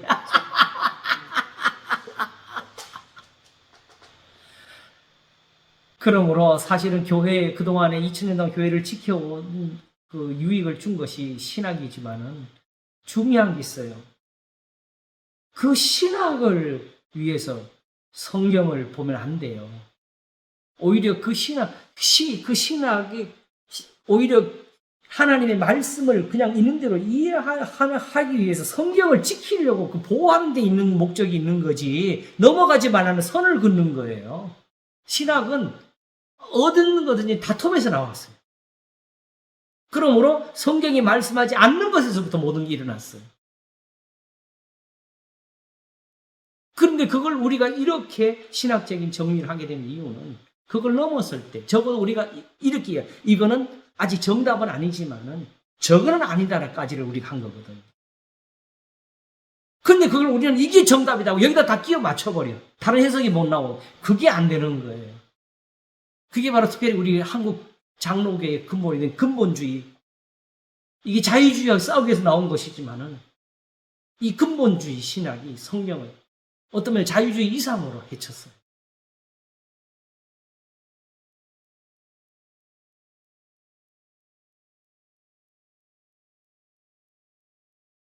그런 점에서 예수교를 만들었네. 네. 예수교. 본질적으로 우리가 개혁 성경의 말씀을 쫓아서 살아가면 보수적인 신학이 나오는데, 그러나 단지 그 보수를 보수하기 위해서 보수를 할 때는 본질적으로 성경을 허물어야 돼요. 이것보다 악이 없어. 목사님 아까 그 시편 16편하고 그 사도행전하고 그걸 해주신다고 했는데. 예, 그러지. 이 도움을 내가 받으려고 한 거지. 네네. 자, 이제 그러면 겸해서 이제 정리를 어디를 하냐게 되면 예수님과 상관되어 있는 그 구절들 한두 군데를 시편에서 우리 보겠어요. 일단 네. 히브리서에 나온 것부터 보겠습니다. 2장에 바로 시편 8편. 2장이요? 히브리서 2장. 2장에 보게 되면은 바로 5절부터 나오는 게 있죠. 예수님이 천사하고 다르다는 걸 표현하기 위해서 하나님이 우리의 말하는 바 장차 오는 세상을 천사들에게는 복종케 하심이 아니라 오직 누가 어디 증거하여 가로되, 우리 현재 성경에는 다윗이지요. 사람이 무엇인가 내 주께서 저를 생각하시며 인자가 무엇인가 주께 저를 권고하시나이까. 이 사람이잖아요. 그렇죠. 근데 우리말에는 또 인자라는 표현이, 예수님이 자꾸 자신을 인자라고 쓴 표현 때문에 그렇죠. 이게 그쪽으로 빨리 갈 수도 있는데, 저를 잠깐 동안 천사보다 못하게 하시며 영광과 존귀로 간시우시며 만물을 그 발 앞에 복종케 하시나요. 이게 누구 이야기예요? 다윗 자신이 관한 이야기예요. 그런데 히브리서는 이걸 왜 썼느냐? 사람에게는 복종하게 하셔서 천사들에게 복종하시는 성경이 없다. 그러므로 사람보다 아래에 있는 그 천사가 예수님이 될 수가 있겠느냐?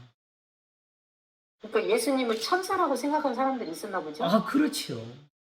음. 그럼 결국 이 해석을 했어서요. 이거 볼까요?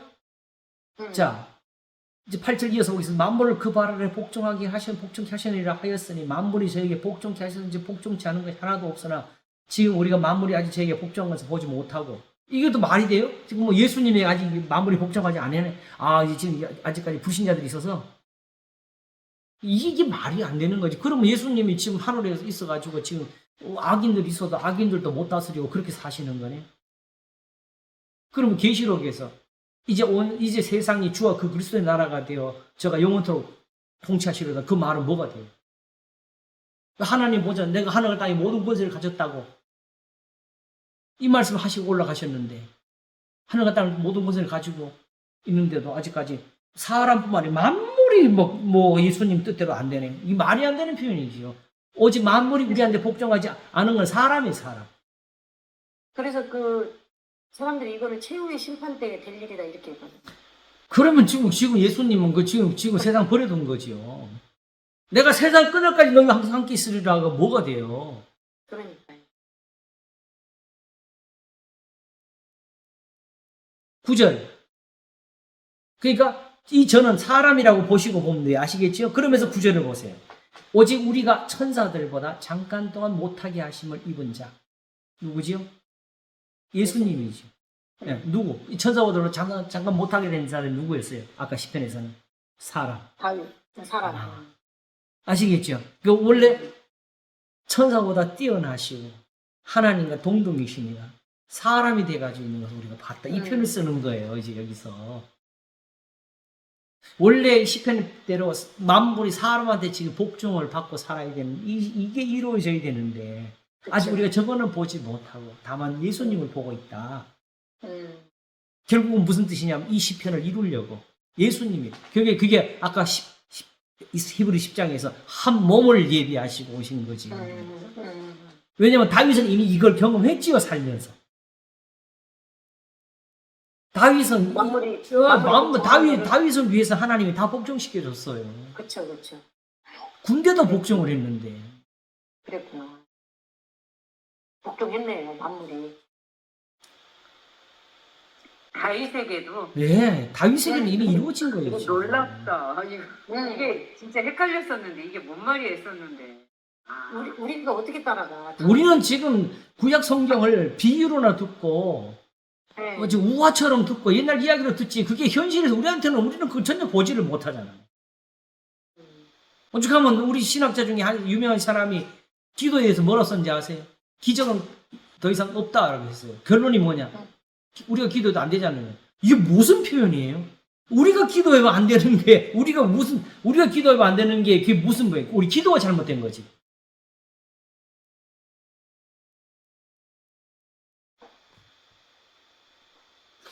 그래서 저를 가르친 그 교수님, 차영규 교수님은 중요한 말을 그렇게 했어요. 지금 바로 그걸 지적하시면서. 기적이 끝났다는 말을 성경이 아니었는데 왜 우리가 그 말을 썼냐고 그랬어요.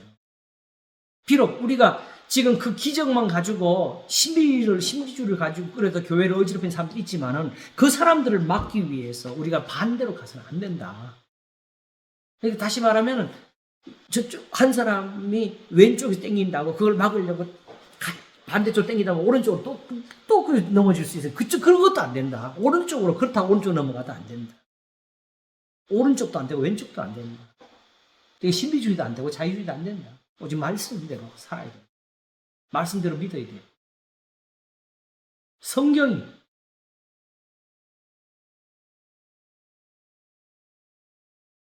지금 우리가 믿는 건 성경이지 그냥 하나님이 아닙니다. 성경이 없이 하나님 믿는 것은 그건 하나님이 아닙니다. 하나님은 성경이 계십니다. 그래서 이를 행하심은 하나님의 은혜로 말미암아 모든 사람의 죽음을 맛보게 하십니다. 만물이 인하고 만물이 말미암은 자에게는 많은 아들을 이끌어 영광에 들어가게 하시는 일에 저희 구원의 주를 고난으로 말미암아 온전케 하심이 합당하도다. 거룩하게 하시는 자와 거룩하게 함을 입은 자들이 다 하나에서 난지라. 그러므로 형제라 부르시기를 부끄러워하지 아니하시고 이르시되 하면서 다시 인용하는 말씀들이 나오게 됩니다. 그러면 지금 시작은 뭐냐면 근본적으로 사람들이 이 히브리서를 쓰게 보면은 이들이 사실은 초대교인이거든요. 예루살렘에. 근데 이들이 이런 시험을 겪으면서 의심을 하게 된 이유는 결국 마지막 시험은 저 예수님이 사람이었지 않느냐. 이 의심까지 갔던 것이죠. 근데 오히려 거기서부터 이렇게 된 것이 우리 구원이다를 가르치는 거죠. 그게 이제 10장까지 간 겁니다. 아시겠죠? 그러면 이거 10편 8편에서 한번 확인하겠습니다. 10편 8편 한번 가볼까요? 잠깐. 그러니까는 사람이어서 능력이 없는 게 아니라는 거죠. 그렇죠. 그렇죠. 예. 거꾸로. 예. 네. 오히려 사람이기 때문에 만물을 복종할 수 있는. 그게 이스라엘, 그러니까 저기 바다도 갈라졌잖아요. 그러니까요. 그거죠. 그게 다 왜 이스라엘이 그래 된 이유가 뭐예요? 하나님의 진리 때문에 그런 거죠. 그렇죠. 자, 10편 40편. 10편 8편, 10편 8편. 10편 8편. 예. 조금 전에 히브리서 2장에 인용된 말씀 10편 8편이거든요. 그렇죠. 여호와 우리 주여 주의 이름이 온 땅에 어찌 그리 아름다운지요. 주의 영광을 하늘 위에 두셨나이다. 이 주의 이름이 하나님의 교훈, 말씀을 가리키는 거거든요. 제가 그때 이걸 설교하기 위해서 그랬어요. 선생님들. 여호와 그러면 아름다워. 여호와 이름이 아름다워. 이런 사람 누가 있어요?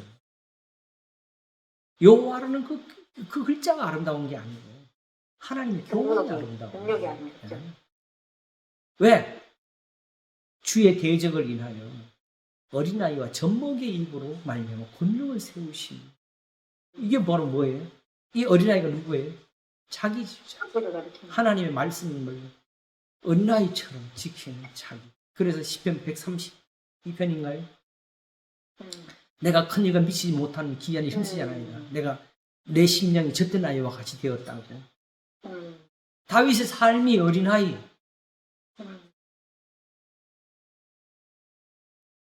나 같은 사람 하나를 데리고 하나님 이런 능력을 행하십니까 하는 거예요. 왜? 이렇게 안 하고 그냥 능력이 나오면은 쉽게 말하면 이런 어린애가 되지 못한 사람들의 대표자들이 누굽니까? 예수님 제자들. 예수님 죽으시는 그 순간까지도 하늘에서 누가 높으냐고 싸우고 있는 그들이 제자들이니까 사단이 밀가부타려고 저를 청구해서 그날 밤에 예수님은 나는 모른다고 하는 베드로가 나오게 된 거지요. 원수와 보수자가 잠잠케 하시려니까 하나님께서 이런 구원을 만들고 계십니다. 어린아이와 젖먹이가 아니면 하나님 앞에서는 이런 의로움을 볼 수 없다. 이렇게 하나님의 말씀, 모든 성경을 이렇게 듣지 못하면 정확히 우리가 구원에서 멀어집니다. 능력을 받지를 못하는 네. 거죠. 주의 손가락으로 만드신 주의 하늘과 주의 베풀 달과 별들을 내가 보오니 사람이 무엇이건 주께 저를 생각하시 인자가 무엇이건 주께 저를 긍구하시나이까. 이게 뭐예요? 가르쳐주 왜 하나님 이렇게 사람을 관심을 두시고 이렇게 나를 가르쳐서 이런 어린아이를 만드셔가지고 이런 일을 하십니다. 이게 지금 다윗이 경험한 거잖아요. 사실 경험하니까 이런 시편이 나오고. 결국 시편 헤브리서 2장은 하나님이 이거 이루시려고 예수님 보내셨다 이 말이 다윗처럼 우리를 만드시려고. 저를 천사보다 조금 못하게 하시고 지금 요즘 이 사람이 세상에 살 때에는 영화와 종기로 근데도 그렇게 해놓고 그게 바로 뭐가 되냐면 영화와 종기 관을 씌우셨나이다잖아요. 그럼 이게 그냥 이게 예수님이면 예수님이 벌써 이때 관을 쓰시 하늘로 이때부터 성천을 하고 계셨어야지. 지금 이 관을 쓴 게 누구냐? 다윗이에요. 다윗이 지금 영화롭게 된 거예요. 제가 로마서 8장 28절부터 나오는 거 미리 아신 자들로 부르신 자들을 의롭다 하시고 우리가 영화롭게 하신 그게 바로 아브라함, 이삭, 야곱을 가리킨 거라 그랬잖아요.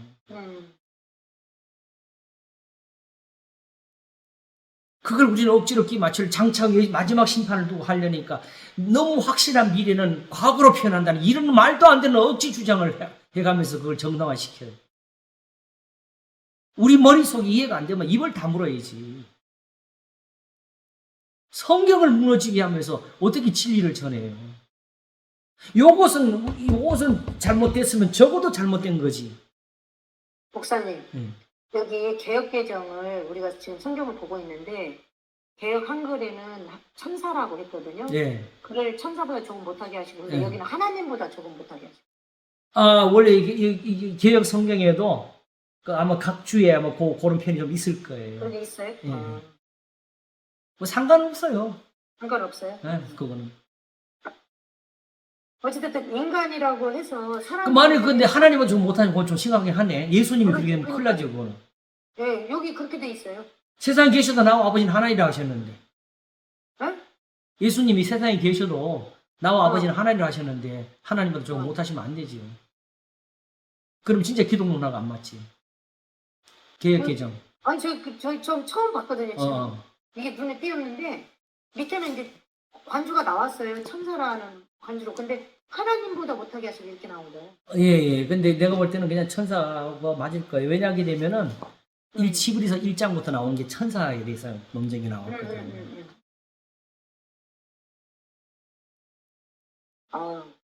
그 개혁 개정에 그 표현을 가고 싶었던 것은 아마 그 단어적으로는 그 표현이 가능을 했나 봐요. 근데 문제는 그걸 가고 싶었던 것은 전체적으로 그걸 기독론적으로 끼 맞추고 싶었던 거겠죠. 그러니까 이게 지금 다윗 자신에 관한 이야기인데. 그렇죠. 저를 천사보다 조금 못하게 영화 종기를 가시면서 다윗 자신이에요. 나와봐라. 지금 나 같은 사람이 있으면 나오라 그래 이거지. 주의 손으로 만드신 것을 다스리게 하시고 만물을 그 발 아래 두셨으니 곧 모든 음양과 들짐승이며 공중에 새어 바다 거쳐 해로 다니는 것이니 여호와 우리 주여 주의 이름이 온 땅에 어찌 그리 아름다운지 하나님의 이름이 이런 일을 만들었다.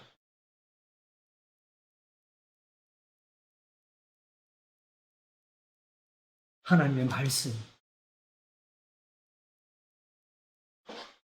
근데 이거는 예수님이 사람이어도 아무 문제 없는 일이었잖아요. 아, 그럼요.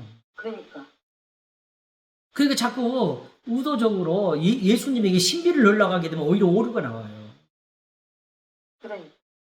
성경이, 왜냐면 우리가 벌써 예수님 신비를 넣겠다고 말하는 그 신비는 이미 세상신입니다. 여기다 관 막 이렇게 발등 뭐 네. 막 이렇게. 네. 그거는 이미 벌써 우리 속에 미신이 들어와서 그런 거예요. 그러니까. 하여튼 뭔가 신비적인 생각을, 우리가 신비주의를 경계하면서도 해석은 다 신비를 또 나가고 싶어 하잖아. 이 일은 오류가 어디 있어요? 그냥 성경에 있는 게 정확한 겁니다. 자, 이제는 어디로 가냐? 요것도 마저 확인하고 가겠습니다. 시편 2편.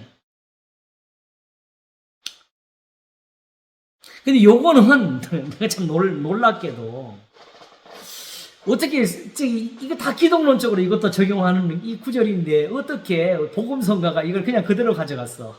우리한테까지 적용을 해버렸잖아요. 거기서는 너는 내 아들이라. 오늘날 내가 너를 근데 그 가사를 아무런 부담 없이 이 기독론적으로 해석하고 있는, 적용하고 있는 그 성경 구절이 그게 복음성가에서 우리한테 적용이 되도록 그냥 거침없이 다 부르고 산다는 게, 이게 어떤 면에서 보게 되면은 다행이라는 것보다는 그냥 어떤 면에서 이제는 그런 거 안 따지고 그냥 우리한테 유리한 쪽으로 모든 해석을 가능하다는 이렇게 변화가 왔다는 뜻을 말하는 건 무서운 거예요. 제가 볼 때는.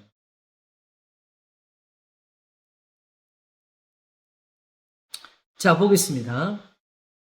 어찌하여 열방이 분노하며 민족들이 허사를 경영하는고. 이 다윗 자신에 관한 이야기죠. 세상의 군왕들이 나서며 서로 꾀하여 여호와와 나서며 관원들이 서로 꾀하여 여호와와 그 기름 받은 자를 대적하며 우리가 그 맨 것을 끊고 그 결박을 벗어버리자로라. 다윗이 지금 자기가 겪는 일에 대해서 말한 거지. 우리가 그 맨 것을 끊고 그 결박을 벗어버리자로다.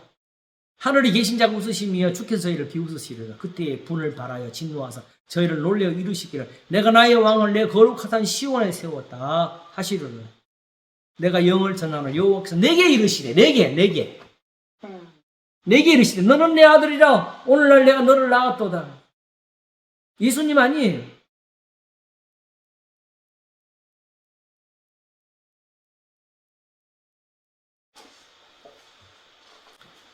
이것도 아마 히브리서에 쓰였을 거예요. 제가 볼 때는. 그러니까.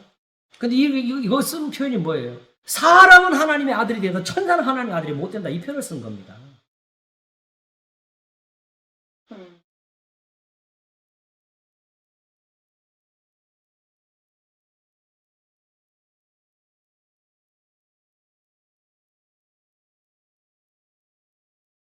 그러면서 내게 구하라. 내가 열방을 유업으로 주 내 소유가 땅까지 이르르다. 내가 철장으로 저희를 깨뜨리며 질그릇같이 부수리라 하시도다. 그런즉 군왕들아 너희는 지혜를 얻으며 세상에 관한 자 교훈을 받을지어다. 여호와를 경외함으로 섬기고 떨며 즐거워할지어다. 지금 그때를 말한 거지. 그 아들에게 맞추라. 그렇지 않으면 진노하시면 너희가 길에서 망하리니 그 진노가 급하심이라. 여호와를 의지하는 자는 다 복이 있다. 이 말을 하려고 하고 있는 거예요. 지금 너희들 다윗한테 그냥 덤비지 마. 다윗은 지금 하나님의 말씀을 의지하는 사람이야 하면서. 근데 중요한 게 있어요. 요즘 시편 143편에 하면서 제가 말씀을 드렸지만은 이렇게 시편을 적는 이유가 뭐냐. 찬양하고 기도도 아니고 그거는 자기가 이미 했어요. 근데 이걸 적는 이유는 뭐겠어요? 사람들에게 전하기 위해서 하는 거지. 이대로 교훈을 같이 받으라. 나와 함께 하자. 그러면 이 본문을 예수님한테 적용했을 때 이와 같이 하라는 거잖아요. 그러니까 이거 여기서는 적용한 것은 아까 내가 말한 것은 천사는 여기 저기 그 예수님을 들지 못한다는 표현을 쓰는 들지 거예요. 못한다. 사람들은 자녀가 돼도. 그리고 우리가 이미 이것을 예수님 가져갈 필요가 없었던 게 우리가 스스로 내가 하나님 자녀라 그러잖아요. 하나님을 아버지라 부르면서 왜 이게 다윗한테 이게 안 되는 거예요? 그리고 이사야 63장에서 주는 우리 아버지시라. 그렇죠. 아브라함은 우리를 모른다 해도 하나님 우리 아버지시라. 상고부터 주의 이름 우리의 구속자를 하셨거늘 하면서 지금 이렇게 교훈을 주시는 이 은혜가 우리한테 그쳤습니다. 자기가 부족한 것을 한탄하면서 교훈이 필요한 겁니다. 말씀이 필요한 것. 많은 설교가 아니고 오직 너희는 서로 사랑하라는 이 한 가지를 배우도록 하나님 이 성경을 쓰신 거예요. 이것도 다 그거 하나 배우라는 거지. 다윗에게는 그게 있는 거예요. 근데 이 본문을 가지고 저기 사도행전에서 또 예수님에게 맞춰서 쓰잖아요. 요거는 이제 오늘 지금 볼게 요건데 이제 시편 16편으로 가겠습니다. 일단 사도행전 2장을 먼저 보고 네. 사도행전 2장 참 이런 부분이 제일 어려워요.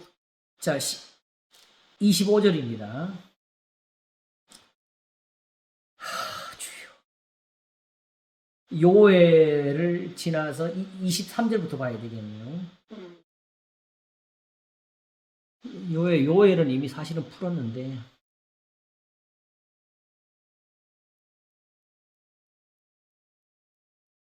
보겠습니다. 22절이네요.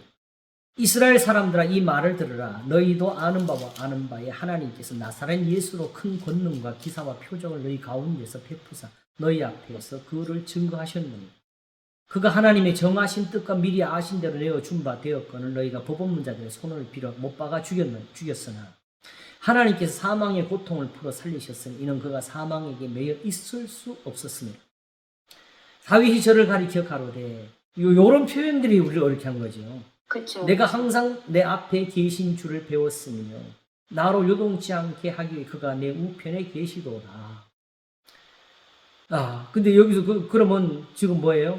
여기 다윗이 가리킨 주님은 어디 있어요 지금? 다윗의 우편에 있지요? 그치요?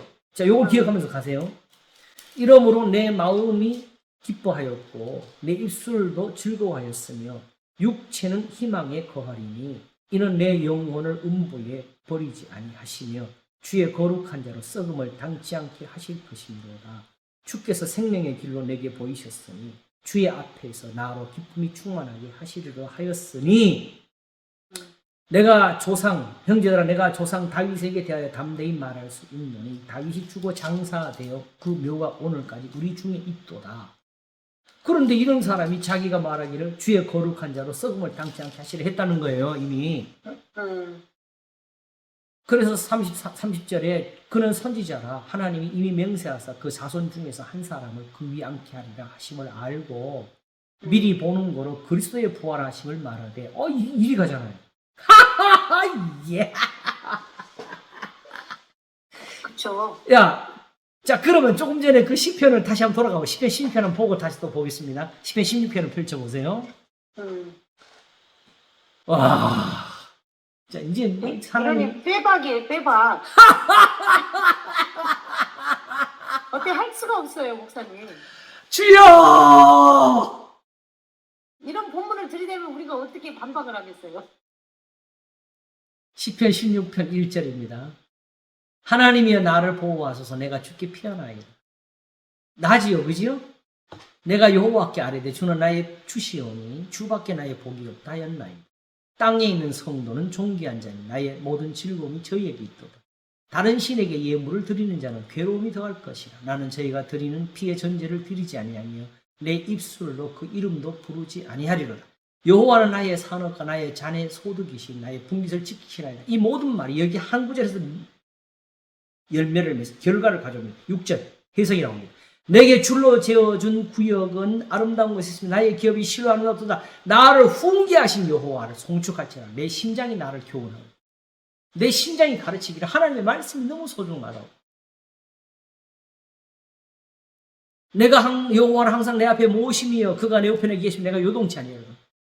내가 지금까지 이 하나님이 말씀하신 것 때문에 하나님을 모시고 사는 사람이 됐다. 그러니까 주가 되네요. 그게 주. 예. 주를 모신 거야. 그러니까 주를 말씀을 그렇지요. 예. 갖고 있는 게 예. 주를 모시는 거야. 예. 그 뜻이네요. 그 뜻이죠. 이러므로 내 마음이 기쁘고 내 영광도 즐거워하며 내 육체도 안전히 거하리니 이는 내 영혼을 음부에 버리지 아니하시며 주의 거룩한 썩음을 썩지 않게 하실 것입니다. 그래서 사실 이것은 이미 다윗이 단순한 그 부활을 말한 것이 아니라 이미 다윗의 삶 자체에서 하나님이 주신 이 구원의 경험을 이렇게 표현한 거예요. 왜 그러냐? 시편 133편에 원수가 내 영혼을 핍박하며 나로 죽은 내 생명을 땅에 엎어서 나로 죽은 지 오랜 양을 흑암하면서 했잖아요.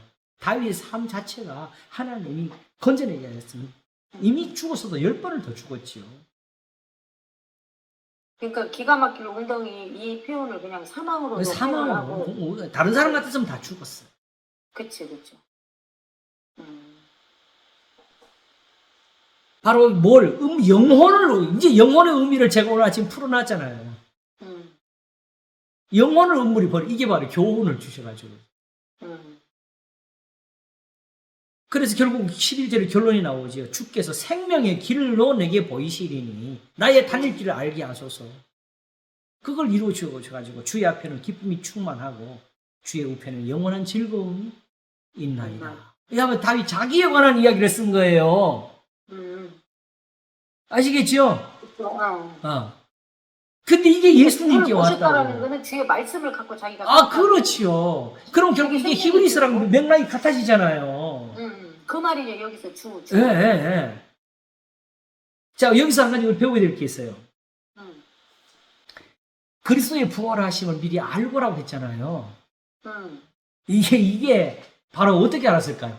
앞으로 하나님이 그 내 자손 중에서 예수님을 보내가지고 십자가 못 박히게 할 것이고 다시 부활하게 하실 것이고 나는 지금 이 신앙을 이 기독론적으로 해석하고 믿기 때문에 나는 구원을 얻을 것. 이렇게 해서 이걸 썼어요. 말도 안 되는 이야기죠. 그리스도의 부활하심을 다윗은 어떻게 알았냐 하게 되면요. 예수님이기 때문에 부활이 되는 게 아니고 본질적으로 제가 그랬잖아요. 예수님의 부활은 예수님에게 있는 것이 아니라 원래부터 하나님이 세상을 지으실 때 이렇게 사람을 다시 살리시는 길을 만들어 놓으시고 사람으로 그 길을 가게 하시는 건데 예수님이 바로 그렇게 아버지 앞에 복종하셔서 살아나시는 것이 바로 우리의 부활을 보여주는 거예요. 그 다윗은 사실 말하면 이렇게 하나님 앞에서 그 교훈대로 살면은 죽어도 산다는 걸 배운 거죠. 자신의 부활을 이야기한 것이 결국은 예수님의 특정한 어떤 예수님을 본질적으로 뭘 가르쳐서가 아니고 그리스도의 부활이라는 것은 본질적으로 이렇게 다윗이 있었던 거. 결국 다윗이 사는 게 그리스도의 부활이, 우리가 사는 게 그리스도의 부활이. 내가 그리스도와 그 부활의 권능과 그 고난의 참여함을 알려요. 어쩌든 죽으냐고 부활이라는 다윗의 그 신앙이고 그거 전파지요. 성경대로 죽으시고 성경대로 다시 살아나시 이 부활을 이야기한 거예요. 결국 예수 그리스도 이렇게 해서 그 다음 말이 뭐예요? 한번 볼까요? 사도행전 2장 32절 하더니 이 예수를 하나님이 살리신지라. 이제 따로 나오잖아. 우리가 다 이 일의 증인으로 하나님의 오른손으로 예수를 높이시네. 그가 약속하신 성령을 아버지께 받아서 너희 보고 듣는 이것을 부어주. 자, 여기 재미있네. 성령을 부어주셨어요? 아니잖아요.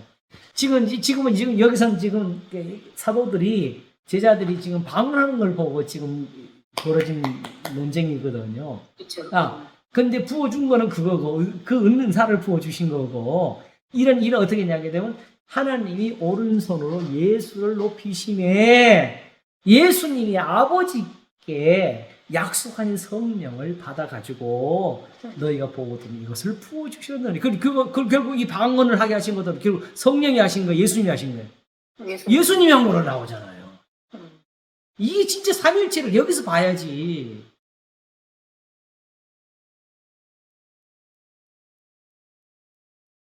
그런데 이 예수님이 하시는 이 은혜로운 일이 본질적으로 하나님이 태초부터 해오신 거였다는 거지. 하나님이 그 일을 하실 때 처음부터 어떻게 해서 그리스도 안에서 여호와가 그리스도 안에 계셨던 거예요. 처음부터.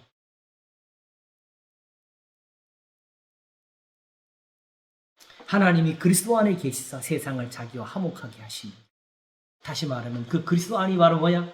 하나님의 말씀입니다. 너희가 내 안에 있고 내 말이 너희 안에 있으면 무엇이 원하는 대로 가라 그리하면 이루리라 하신 그 말씀 같은 거지.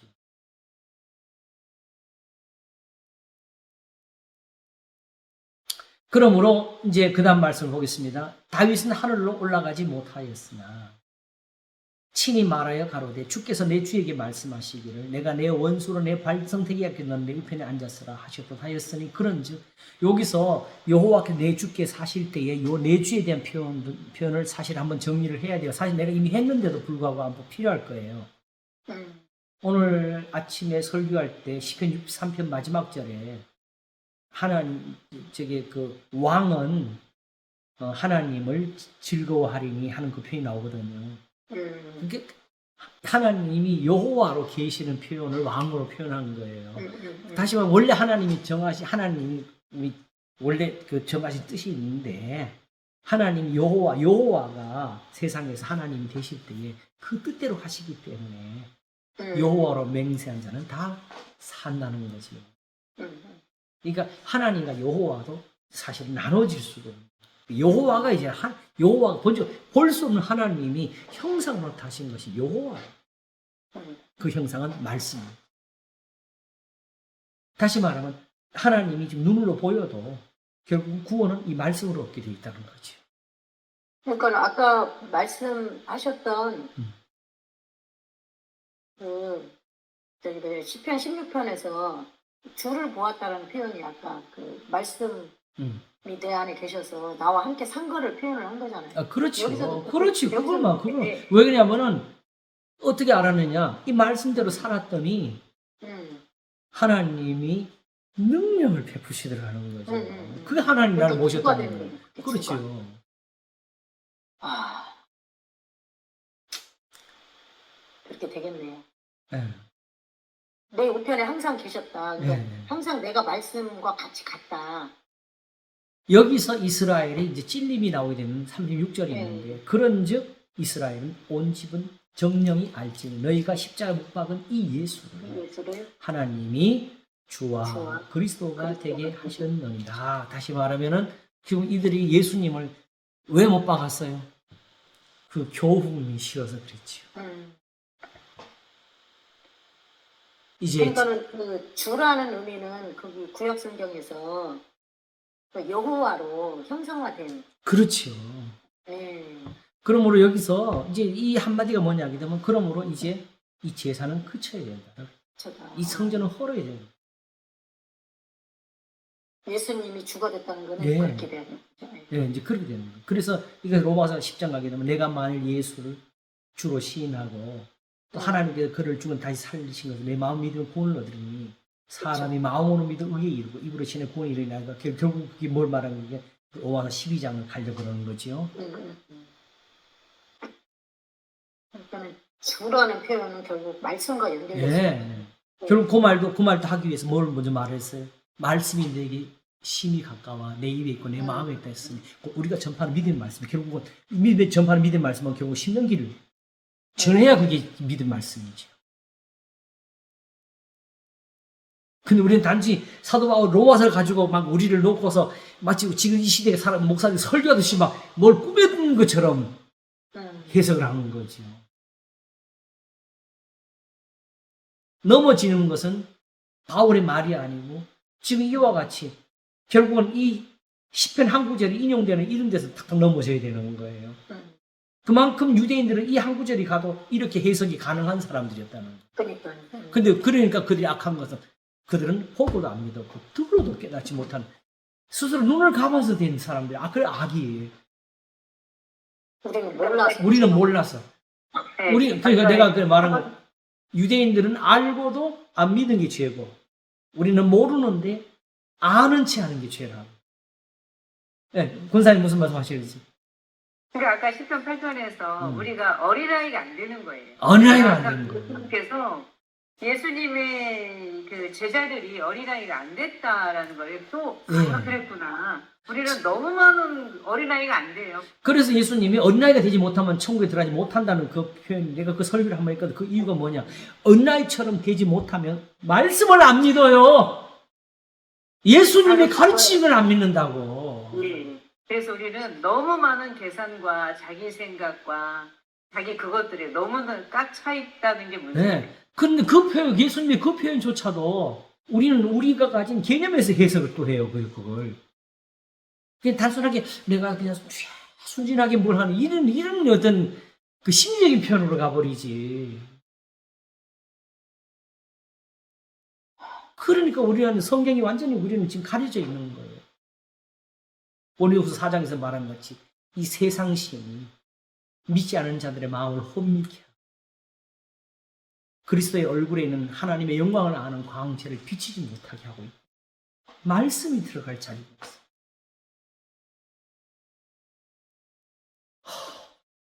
목사님 예. 오늘 다 왔네요. 오늘 할 거 다 했네요. 예정대로. 아니 다음 주에 또 해요. 좀 시편하고 여기 그 어디죠? 그 아까 시편 2편이랑 연관돼 있는 요 부분 좀 계속 풀어 주실 것 같아요. 이제 그래 하나님이 계속 더 언제 하나 풀어주실까지요. 했는데 오늘 하시네요. 이제 지난번에 너무 어려워요 사실은. 지성소 할 때까지만 해도 하셔야 이게 돼요. 풀릴 줄 몰랐거든요. 네네. 아니 오늘은 개론이고 목사님 요거 진짜 이거 계속 풀어 주실 것 같아요. 이거 한 번 더 계속 해요. 정리를 한 번 더 하자는 뜻이겠지요? 네네. 예. 아니 계속 하셔야 돼요. 우리가 나오겠지요, 오늘은 뭐, 어디 그냥 할 자리가 이제. 네? 근데 이게 이제, 왜 그러냐, 하게 되면 사실은, 히브리서 10장을 앞부분 지금 본 거지요, 그죠? 그러니까 요걸 끝까지 보면 이제 뜻이 더 확실해지죠. 이제 다음 시간에 그 나머지 정리 우리 한번 하도록 하겠습니다. 네네. 아니 또 해주셔야 돼. 또 해도. 네, 저희들이 감사합니다. 네. 고맙습니다. 네. 감사합니다, 목사님. 하나님이 참 이뤄주시는데, 진짜 우리가 이제 겨우 안다는 게 너무 가슴이 아프네요. 이제라도 알아서 얼마나 다행이에요. 듣는 분들이 그래도 한 사람이 한 분이라도 또 이걸 더 소개하고 네. 또 알려주고 하면 좋겠어요. 고맙습니다. 한번 기도하겠습니다. 감사합니다, 목사님. 네. 하나님 아버지 감사합니다. 어린아이와 젖먹이 입으로 말미암아 권능을 세우신 하나님. 저희를 또한 이제 어린아이처럼 되게 해주시니 감사합니다. 기록된 말씀이 우리 눈을 뜨게 합니다. 쓰여진 대로 하나님이 보입니다. 세상에서 가져온 것은 버려야 됩니다.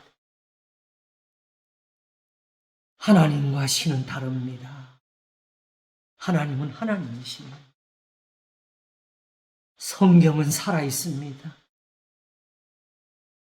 이렇게 사람의 손에 의해서 더럽혀져도 하나님의 말씀은 더럽혀지지를 않습니다. 하나님이 보이시고 또 가르치셔서 주의 형상대로 하나님을 보게 하소서. 감사하고 우리 주 예수 그리스도 이름으로 기도하옵나이다. 아멘. 감사합니다. 감사합니다, 목사님. 할렐루야. 감사합니다. 예, 다음 주에 또 뵐게요. 또 뵙겠습니다. 감사합니다. 네, 감사합니다. 다음 주에 또 봬요. 두 주간 쉬는 게 오히려 무슨 충전을 한 것 같은데 오늘 시간에. 그러니까요. 신선했어요. 감사합니다. 다들 평안하세요. 건강하시고요. 예. 네, 네, 건강하세요. 네. 네.